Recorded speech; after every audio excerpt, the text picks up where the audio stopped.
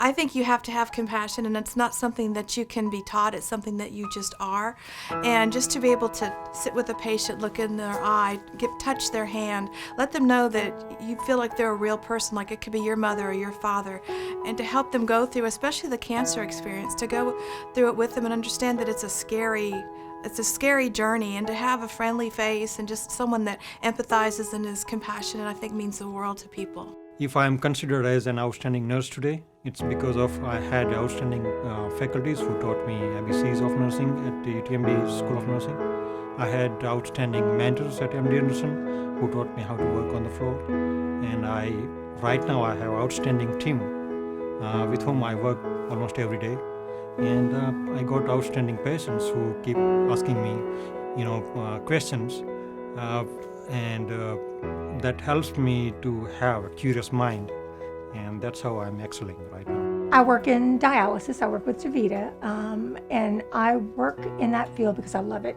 It gives you the opportunity to really work with a team and care for patients, and they have a lot of comorbid diseases usually, so you can care for a large spectrum of different areas, but also work towards getting the patient to live a normal life along with dialysis.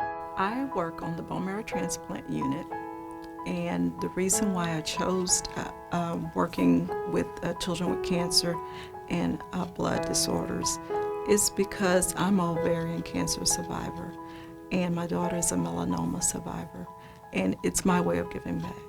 The medical profession is always changing, so you need to stay abreast of the latest trends and findings. But I feel like to really, or at least for me, what helps me so much is having compassion and empathy, being able to empathize with the patients, their families, and not just seeing it as a medical diagnosis, but to be able to just go down there with them wherever they need you to be and lift them up out of the, whatever it is, the poor diagnosis, the anxiety, to help alleviate some of that.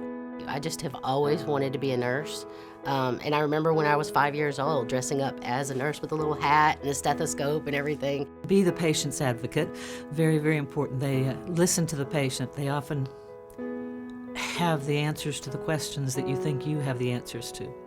The other thing, a couple other things, is that don't be afraid to ask questions. I've asked them when other nurses and doctors didn't know the answers.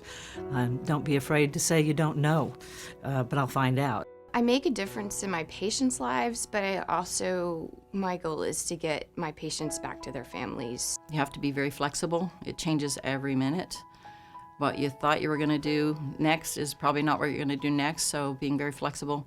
Endurance, it's usually, for me, for our staff, it's a long shift, it's a long day, it's a long week.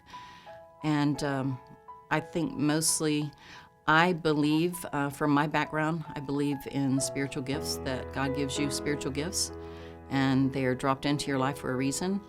So for me, I believe that my spiritual gift is mercy. And I actually heard that interpreted one time when I was younger, that you actually crawl into the skin of another person and you really see through their eyes and you know what they're feeling.